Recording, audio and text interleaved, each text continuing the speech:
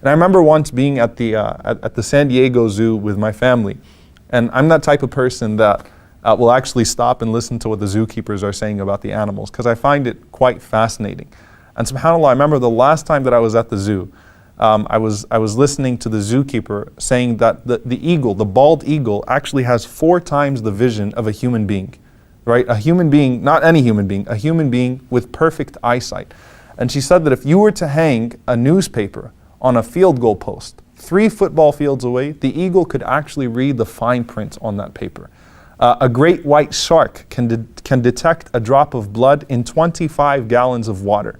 Right? They can smell it from 3 miles away. An elephant can smell water from 3 miles away. A hummingbird could beat their wings up to 80 times per second. That to us is humanly impossible. How could a hummingbird do such a thing? A flea could jump 200 times its height, which is equivalent to a man jumping over the Empire State Building. A cheetah could go from 0 to 60 miles per hour in 3 seconds. A giraffe can stand within half an hour of its birth. So all of these things essentially show us that we are not as superior of a creation as we think we are. And Imam Sufyan al-Thawri rahimahullah had a beautiful reflection on that. Sufyan al-Thawri, he said, the only thing that we actually surpass everything around us in is our ability to properly prostrate, our ability to do sujood to Allah subhanahu wa ta'ala, to put every part of our body in sajda to Allah subhanahu wa ta'ala, in prostration, because that's why Allah created us, that's the purpose He gave to us, and that's what we are superior to the creation around us in doing.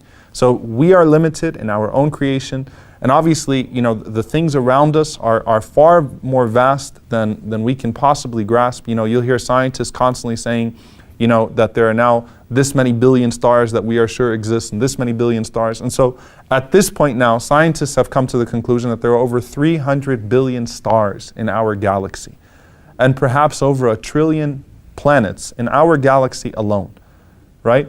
And then you talk about the galaxies that exist outside of our galaxies, and the planets and the things that are flying around outside of outer space where we can't even see. And scientists say that the chance of 2 galaxies colliding, that's outside of what we can see, the chance of 2 galaxies colliding, where there are over 100 billion of them, is the same possibility as a fly from Paris and a fly from DC colliding. So what you should ask next is, how vast is that space that contains those 100 billion galaxies that we think exist and we can't even see?